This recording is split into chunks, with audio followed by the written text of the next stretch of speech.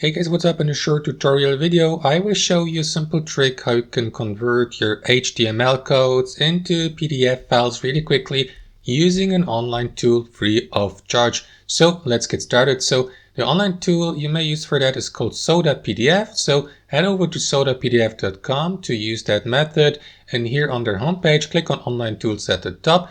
From the following menu here, scroll down and click on HTML to PDF. After that, you will be redirected to that page here, where you will be given the opportunity to convert HTML files or web pages into PDF files online with one click, and all of that free of charge, guys. So what you want to do is enter the URL or the HTML code here where it says enter URL. So for demonstration purposes, I will go with a website or online store I created on Wix for demonstration purposes. So let me copy the website's URL, enter it here, click on Get PDF, and wait for Soda to convert your HTML to PDF.